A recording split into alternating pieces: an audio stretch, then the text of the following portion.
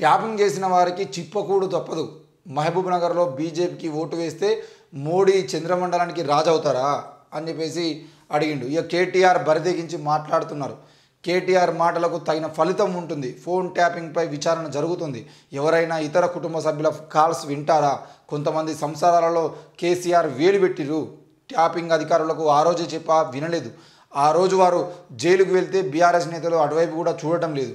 అంటే ఆ రోజు నేను చెప్పినా, మరి ఈరోజు అదే అధికారులు జైలు పోతే కేసీఆర్ ఫ్యామిలీ కానీ బీఆర్ఎస్ నాయకులు కానీ ఒక్కరు కూడా అడ్మకాన చూడట్లేదు అని చెప్పేసి మాట్లాడుతున్నాడు.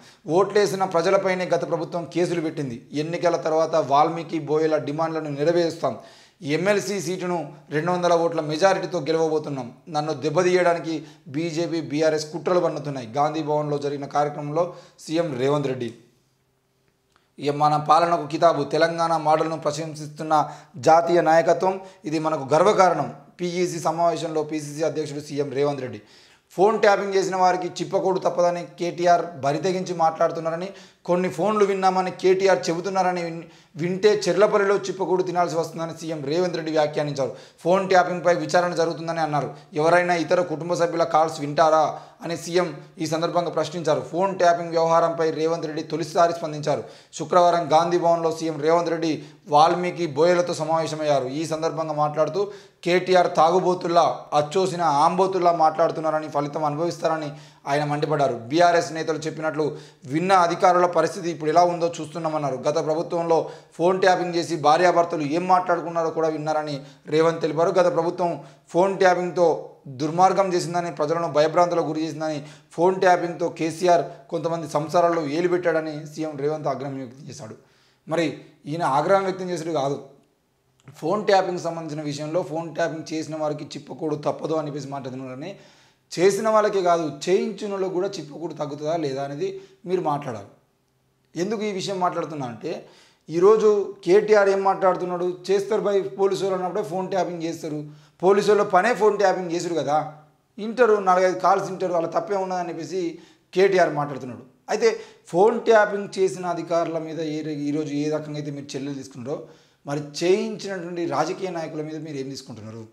ఈరోజు ఫోన్ ట్యాపింగ్ చేయమని మరి ఈ నాయకులకు భుజరంగారావు కానీ, తిరుపతి అన్నకు కానీ, వీళ్ళందరికీ, ప్రణీత్ రావు కానీ, ప్రభాకర్ రావు కానీ, వీళ్ళందరికీ చెప్పినటువంటి వ్యక్తి ఎవరు వెనకాలండి వాళ్ళతో ఫోన్ ట్యాపింగ్ చేయించారనే విషయాన్ని ఈరోజు ప్రజల ముందు పెట్టాల్సిన అవసరం ఉంది.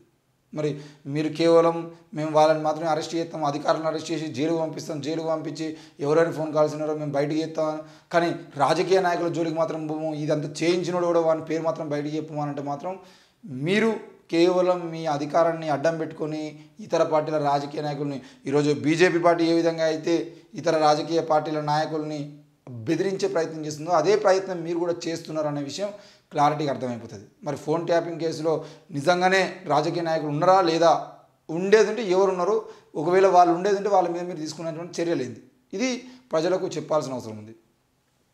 ఇక ఆ 5 స్థానాల్లో ఎవరు? సికింద్రాబాద్పై కొత్త సస్పెన్స్. ఎమ్మెల్యే పదవికి రాజీనామా చేయడానికి దానం ససేమిరా.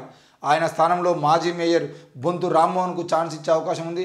మరి వరంగల్ అభ్యర్థిగా కడియం శ్రీహరి లేదా ఆయన కూతురు, కరీంనగర్ నుంచి తీన్మార్ మల్లన్న, హైదరాబాద్ నుంచి సానియా మిర్జాల పేర్లు పరిశీలన.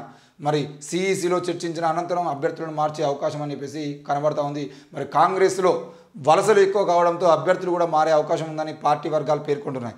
ఇప్పటికే 13 స్థానాలను ప్రకటించిన కాంగ్రెస్ పార్టీ మరో 4 స్థానాలను, అంటే ఖమ్మం, వరంగల్, హైదరాబాద్, కరీంనగర్, ఈ 4 పెండింగ్లో పెట్టడంతో అక్కడ బలమైన అభ్యర్థుల కోసం అన్వేషణ కొనసాగింది.